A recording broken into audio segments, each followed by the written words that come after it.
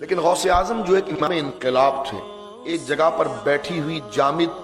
اور چپکی ہوئی شخصیت کا نام نہیں تھا، وہ ایک بیدار شخصیت تھی۔ ملک کے حالات پر بھی ان کی نظر تھی، مسلمانوں پر جو ظلم و ستم ہو رہے تھے اس کی درستگی کس طرح ہو، مسلمانوں میں انتشار، افتراق، اختلاف جس بدعملی کی وجہ سے ہو رہا ہے اس خرابی اور مرض پر بھی آپ کی نیت تھی، نظر تھی، اور آپ نے اس وقت بڑی جرت اور مردانگی کے ساتھ ایسی ٹیم تیار کی جس ٹیم نے ایک جگہ پر بغداد کے اندر، عراق کے اندر نوجوانوں کے اندر جو بدعملی اور شریعت سے دوری تھی کہ ان کا سارا وقت قہوہ خانے پر، چائے پینے پر، گپے شپے لگانے پر ہوتا تھا، آپ نے قوم کے اندر اللہ کی محبت اور اس کا خوف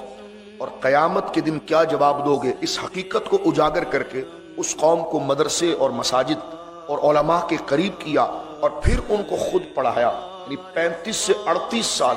غوث اعظم نے مدرسہ قادریہ میں خود تدریس کی ہے، باقاعدہ جیسا مولانا کرتے ہیں اس طرح پوری تدریس کی، اور تدریس کر کے اپنے ہر شاگرد کو فکری اعتبار سے، اخلاقی اعتبار سے، عقیدے کے اعتبار سے اتنا مضبوط کیا کہ انہیں عقیدے میں انتہائی مضبوط کیا اور فکر میں ان کو اتنا لاپرواہ کیا، مستغنی کیا کہ وہ خدا کے علاوہ نہ کسی سے ڈرتے تھے، نہ خدا کے علاوہ کسی سے امید لگاتے تھے، نہ خدا کے علاوہ کسی کے آگے ہاتھ پھیلاتے تھے۔ اس کا فائدہ یہ ہوا کہ عراق کے اندر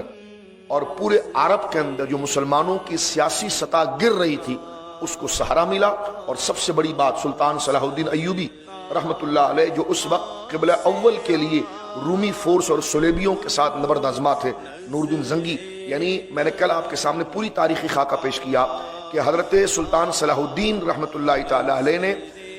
قبلہ اول کو فتح کیا تھا 583 ہجری میں، یعنی غوث اعظم کے دنیا سے پردہ فرمانے کے ٹھیک 23 سال بعد۔ لیکن ان کو ایک فورس کی ضرورت تھی کیونکہ وہ تکریت کے علاقے کے تھے، جہاں صدام حسین جس علاقے کا تھا وہ تکریت کے علاقے کے تھے، وہ کردی تھے، اور انہوں نے نور الدین زنگی کے زیر سایہ رہ کر جہاد کی تربیت پائی اور مسلمانوں پر جو ظلم و ستم تھا اس درد سے وہ سسکیاں لیتے تھے۔ بہت بااخلاق اور با کردار شخصیت تھی۔ آج بھی یورپ کا گورا جب ان پر کوئی بات کرتا ہے تو ان کے اخلاق کو، ان کے کردار کو وہ سامنے رکھتا ہے۔ حضرت سلطان صلاح الدین ایوبی رحمت اللہ علیہ نے جب یہ مارکہ کیا 583 ہجری میں، غوث اعظم 561 ہجری میں انتقال کر گئے، یعنی 561 ہجری، غوث اعظم کی ولادت 470 اور 561، 91 ایئر آپ کی عمر شریف تھی۔ لیکن اس کے ٹھیک 22-23 سال کے بعد مسلمانوں کو یہ غلبہ ملا کہ مسلمانوں کا ایک بہت بڑا لشکر تیار ہوا جس نے صلیبیوں کے ساتھ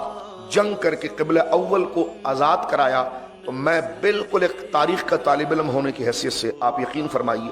اور پوری دنیا کے اس وقت مورخ مجھے سن رہے ہوں گے، میں آپ کے سامنے جمعے کا وقت ہے اور وقت مختصر ہے، رات میں نے تفصیلی ڈیبیٹ اس کے پر کی ہے کہ میں آپ کے سامنے بالکل 100% یہ بات سچائی کے ساتھ بیان کر رہا ہوں کہ سلطان صلاح الدین ایوبی کے ساتھ 70% وہ مجاہدین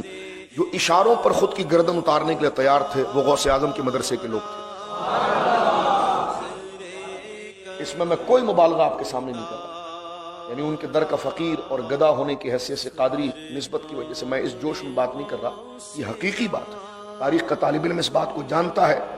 کہ سلطان صلاح الدین ایوبی کے پیچھے اس کی پشت پر جو فوج تھی، ساری بات چھوڑیے آپ، سلطان صلاح الدین ایوبی کے خاص مشیر محمد ابن ابراہیم ابن نجیب یہ غوث اعظم کے جوتے اٹھانے والے شاگردوں میں سے تھے، جن کو غوث پاک نے ایسا تربیت دی تھی اور ایسے فراست کا مالک بنایا تھا